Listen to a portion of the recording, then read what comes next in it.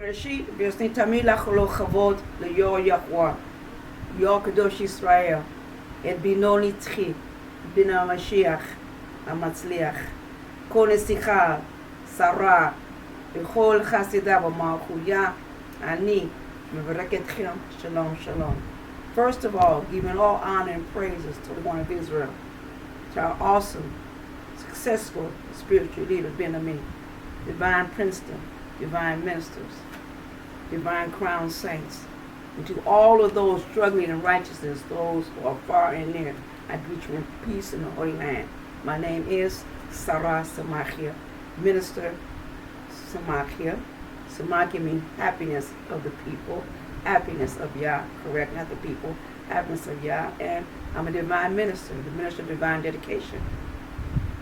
Okay. Sarah, nice to meet you. It's a pleasure to do this interview. Now, let's get into it. So, the educational system that's here in Dimona that y'all done established, for over 50 years.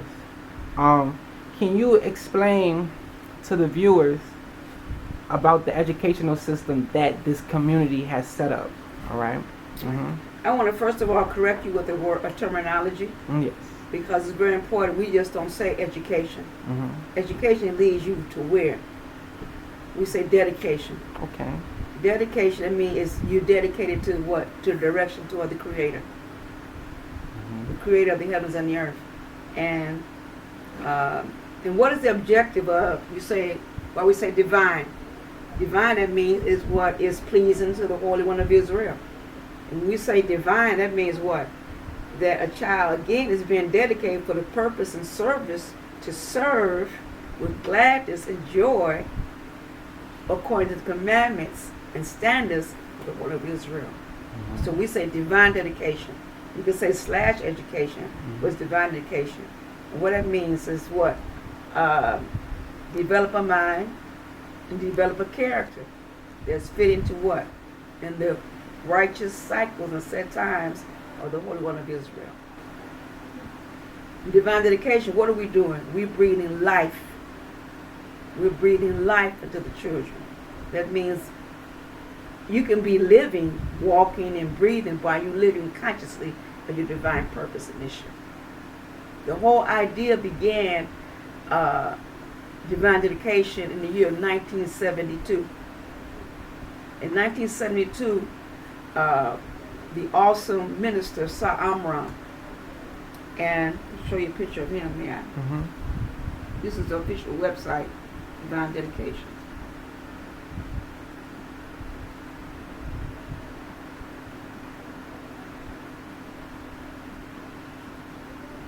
Sir Amram and his beloved wife. Can I move the picture now? Yeah. Mm-hmm. Samakeyah, 1972, and also more saints got together. They had the skills and qualifications to be able to change the destiny. For me to sit here today and talk about divine dedication. Okay. And initially, when they came into Israel, the pioneers and the children of the pioneers went and registered in the Israeli school system. They were not being taught by the system of divine dedication. But a fact of legal procedures taking place in the land, at that time being very, very embryonic stage that we're in, we had to take our children out of the system and begin to dedicate our system to the reason why they're here in this land. And the brother Amram and his wife, again, beloved wife, Samakeyah, and again, I want to also say, Samakeyah, they sat together with a group of saints, again, skilled in that area, and began developing a curriculum. Mm-hmm. Curriculum that you would say, wow, you're not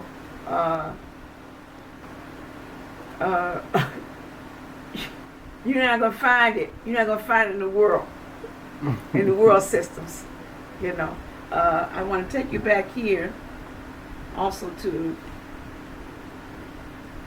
all these individuals here are the ones that give us, again, I'm going to say again, let's go back to the beginning and start from the beginning here. Mm-hmm. We have the Messianic spiritual leader, Ben-Ami. And again, the one that had to be chosen to put all of this in the proper perspective of why we're here and why we're in this land and who must we serve. And again, all ideas come from one idea. Moses was an awesome spiritual leader. Joshua was an awesome spiritual leader. And we go on and on and on with the divine prophets that inspire our people always to what? Always have a close relationship with the Holy One of Israel. So again, giving all praises to Ben-Ami for the vision, for tenacity, and the steadfast. And again, wasn't scared to take challenges. And then you hear, a lot of people saying, yes, yeah, I want, but it's different. You just make it happen. Left America, came to Israel, and made it happen. Mm-hmm. Now the portion from 1972 to 1993, we were again under one system within the community. So, but in 1993, we had to see ourselves being integrated into the state of Israel in the system. So, when you say integration, what are you saying? You're saying putting two ideas, but the main idea, the whole Yahweh center idea still remains on top. Yes, 1993, the school across the street of Kfar Shalom opened up in 1993. That became a lot of challenges for us, and whereas just our people wasn't just teaching our children. Okay, so what that had to do, take us to another level of accountability, as well as we had to teach them as also to make sure they maintain our standards of lifestyle with our children. Mm-hmm. So in integrating, we had to also teach the Israeli population about how we eat, what we don't say, what music we listen to, and also our dress code. And I'll maintain our alignment with our holy days, and also maintaining our lifestyle and honor thy mother and honor thy father. That means respect adults. So, picture right here, you see the school is opening up in 1993. You spiritual leaders and officials of government, the state of Israel, and also the United States of America. I'm going to go on down here. Why this individual? I'm going to talk about these individuals here. Nasi Gabra Gadol. I'm sure you've met him already. If you have not, he's the teacher of culture and tradition. He's also a divine prince. He's also in the beginning of the conception that's coming to Israel. Nasi Gabra Gadol. He also is a master Hebrew teacher. He's also a mentor, and to me was how to teach culture and tradition. Here you have his wife here, TheChildrensBread. Again, initial stages, years, and again, he's a pioneer from the beginning to this very day. So his name is Nasi Gabra Gadol. Moving on. Nasi Shaliach.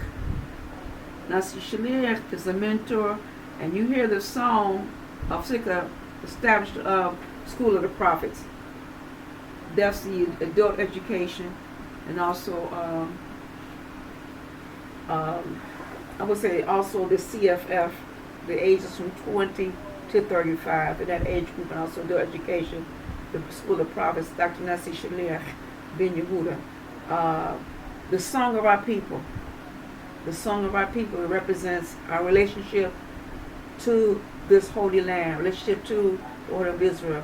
Our relationship being what? From the tribe of Judah, and also the loveliness of the beauty of this land, wrote by this particular teacher, Nasi Shaliach. And he's also referred to as the father divine dedication, because again, he's a very, very awesome teacher.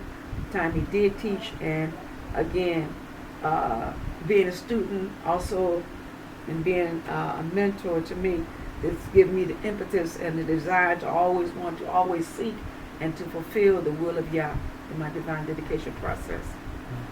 You can stop me, by the way. Oh, no, you good. You give me the background. Keep going. Okay, I'm going. Mm-hmm. We talked about Sarah, not me, Sarah Amram. Skania Sayoyada, his wife, beloved wife. And here we get to Atarashaya or Haili. Atarashaya Haili came in 1980 and began to change the format of the curriculum, whereas it's more practical, as where a child can see himself, I would say, how would he see himself as important in life? Not just going to school, but going to school for a purpose. And she's also divine dedicator. Atrashara Elite, mentor of mine as well. All these are mentors of Sarah Samakeyah, Sarah Deeve. He was the minister of Truth Center Higher Learning, whereas you take more of adults into the learning process. He used to a graduation class of his in 2010. He was an awesome teacher as well. My mentor is master also in Hebraic language.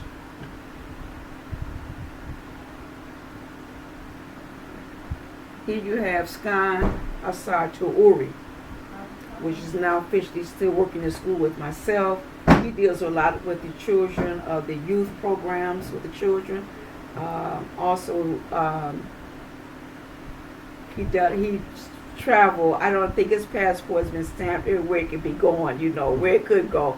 And also he represents the idea of a diplomacy and divine dedication with our children traveling all over the world, expressing again about how do you live by Yah standards. His name is Kantu Uri. And we have here Skani Hassar Sarah. Excuse my name.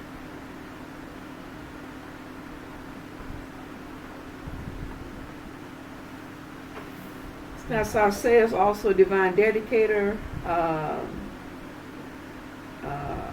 Awesome. She's been in the system for about 4 years now. But again, the impact with the children, and also just desire, again, see that when you have that revolution, motivation, spirit, you're just going to keep it going. This is what you're looking at right here. Askit Hassan, Atrasaya, that's what she is, little person, but tall as a giant, the will and desire, and again, promoting that righteousness exalts the nation. This is her graduation class. You see the young sons there, but also the daughters were as well. You see our divine culture is very, very important. So you look at divine dedication, it's what? It's about Hero Israel. And thou shalt teach thy children diligently, and thou shalt talk of them when thou sittest in thy house, and when thou walkest by the way, when thou lies down, and when thou rises up. Deuteronomy 6:1-7. It's a active lifestyle. Yeah. Okay, it's not just in the classroom, it's a lifestyle. And when it's a lifestyle, it's everywhere you go, like oxygen. And so the divine dedication, again, the idea, 1972. So we're looking at now 30 years that school has been established. It's branching from 1972 idea. It's like, let me say it like this, like America, then you have England, you have America, right? You have Big Dusha, which the first idea began with Kingdom School and Holdings. That was the name, Big Dusha, Kingdom School and Holdings. Then you have Akbar. It's just the baby of this idea that was born and created in 1972. Gotcha. Okay, she's not far from it. She's not above it. Yeah. She isn't, she's following the full range of footsteps of being a success in the state of Israel, integrating the idea in the state of Israel. Like you said, not being suppressed, but they don't even know what could we contribute to this state of Israel that other schools has not contributed. So I was really speaking in Hebrew, thinking Hebrew. That's why I'm trying to get my word, contribute words. Israel. And I'm trying to speak in English, trying to find the word. It sounds like she's speaking English. You've been speaking Hebrew for so long, you know. And that's all I do, 99.9. Yeah, yes. So it sounds crazy. But anyway, so you look at our, first of all, we bring to Israel light. Like I said, 1993, that school was established, and it brought a change physically so, and also mentally so, and also, again, bringing the Israeli community to understand, or society, understand who we are, why we here. And all we, let's go back to the book of Deuteronomy. And the Creator said, what did he say? You know, serve Yah with gladness and happiness. You know, it's not a torture. So you look at our lifestyle, you look at our dress code, you look at how we, this is one of our dress code, one of the garments, look at how we pray, look at how we sing, look how we talk, and look how we learn. Then you would say, this has to be the kingdom of Yah. In Israel, in Dimona. Let me move on.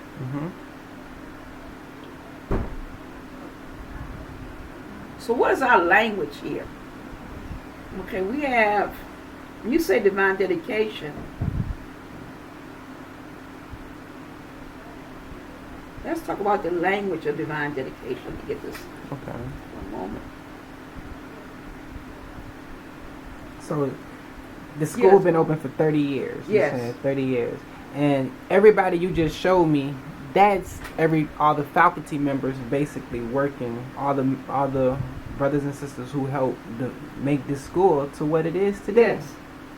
All Yes, right. it is. And me, I'm all myself. You see our two Ori's, kind of two Ori. And you see also our two Sarah, and it's more. One now shining, teacher now shining. We have teacher Malisa, which are the younger teachers. That's what it's all about. Keeping the idea going, but expanding it. Okay? You said the language you use. Now I'm going to read from here. Okay. Our goal is not to invent a new religion using these biblical terms, but to develop a way of thinking in students that will cause them to bring into existence enlightened institutions and brilliant resolutions to the present problems that we face on our planet. Okay? Again, look what's happening in the world today. And I keep saying biblical. Why I keep saying biblical? Because, see, we can never detach ourselves from dedication from the Creator. Okay? So, in the beginning, Yah created the heavens and the earth. And then he made man in his image. And from man, he created woman. That's a strong, strong foundation for us in our lifestyle, in our divine dedication process. Because first of all, we know the existing Yah Yahweh, and then he made man in his image, in his likeness. And then from that was the greatest operation in the world. What was the operation? I'm going to teach you now. I'm going to ask you questions. Don't be scared, okay? But I do that. Okay. It's okay. The greatest operation in the world is what? They don't ever say it. When Yah took one rib and made a woman and didn't leave a scar. Yeah. Okay, how could you? But then again, that was the first. Yeah. You want to talk about operations. So then we believe also that there's no way that, again, you would have a nutritional value that would negate your organs. That means you're worn with your organs all day long with foods that don't give you strength within in to give you strength without. So he created divine nutritional value for us. The book of Genesis, first chapter, chapter 1, verse 29. Whereas he said, eat from all the trees that have seeds, the food that have seeds. Because seeds, what? regenerate Yeah, your replenish. organs. Yeah. Everything has to come back again. Yeah, it's not something that starts and deceases. It's wisdom is infinite. His knowledge is infinite. So ain't no point you can start with him and then leave at the end. It's going to get to the end of the table. No, it's continued. He's omnipotent. He wouldn't be that way if he wouldn't. So we have a divine nutritional value. What's happening in the world today? Look at the nutritional value of our children. Look at it today. Is it beneficial for them to eat the way they're eating? To make, but you just want to develop a mind, develop a character. You first got to intake mental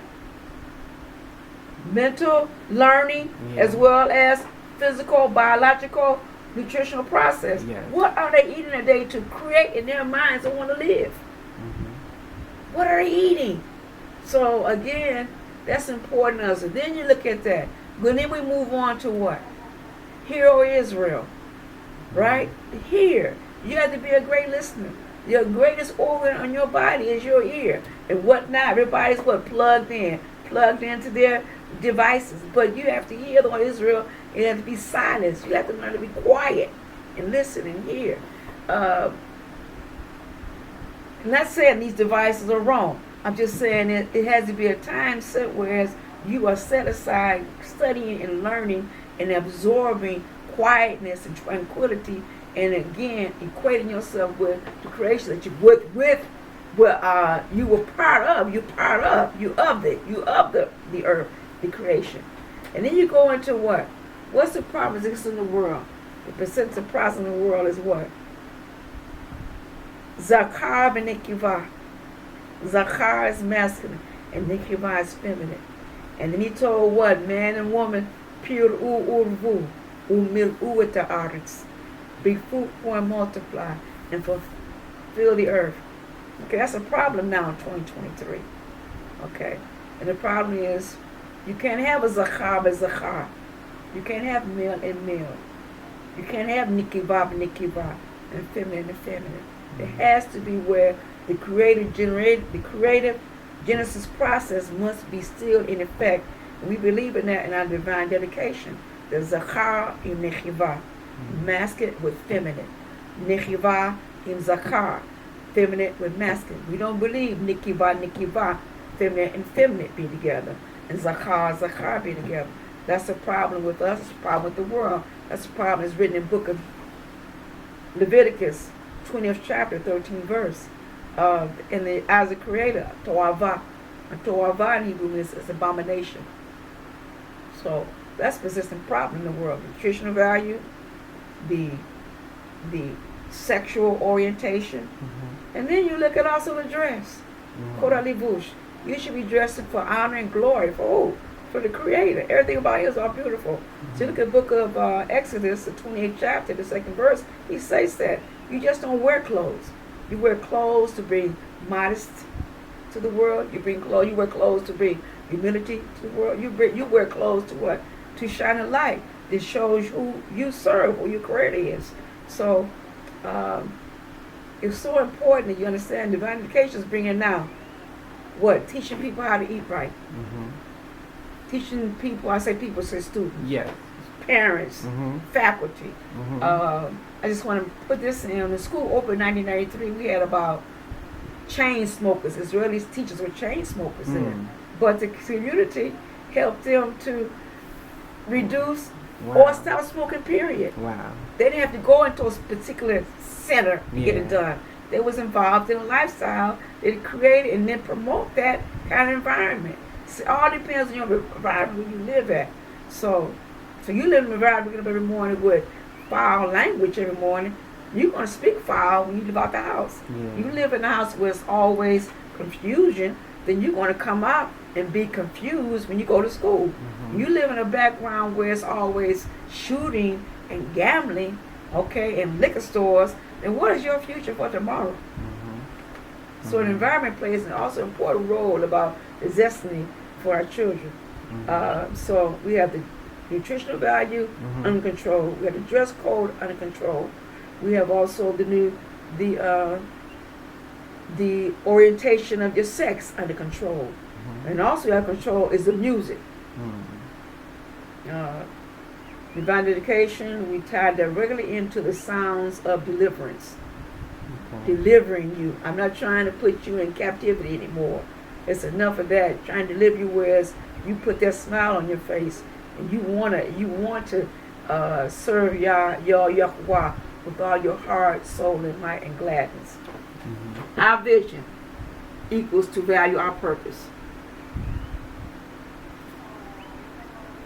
This jumps. Okay. So with this school, y'all help, y'all create y'all own environment that can be, productive for the community. Right. And y'all also, instituted a dress code within this divine dedication system, Yes.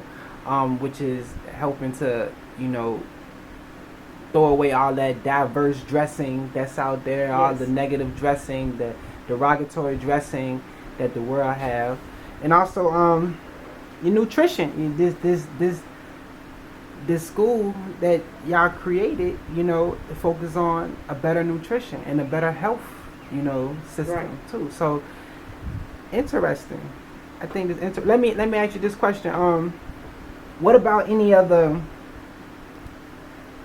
the pushbacks? How y'all had any pushbacks from Example. trying to establish the school? Like, was it easy to establish it? With the Israeli government, was it an easy thing to do, or? Well, let me say it like this. All beginnings are positive, sometimes can be challenging. Okay. You're not going in the same direction. Mm-hmm. You causing what? Friction. Mm-hmm. Am I correct? Yes. We say the meat is not healthy. We don't eat meat. Mm-hmm. All schools eat meat and fish. Yeah. We say we wear clothes. Our girls will go to school with pants on. They Mm-hmm. wear skirts and blouses Mm-hmm. and dresses. On the opposite end, across the street, you can wear what you want to wear. Mm-hmm. Mm-hmm. We honor the holy days according to the scriptural references in the Bible. Okay, we do not celebrate the new year in autumn. Mm-hmm.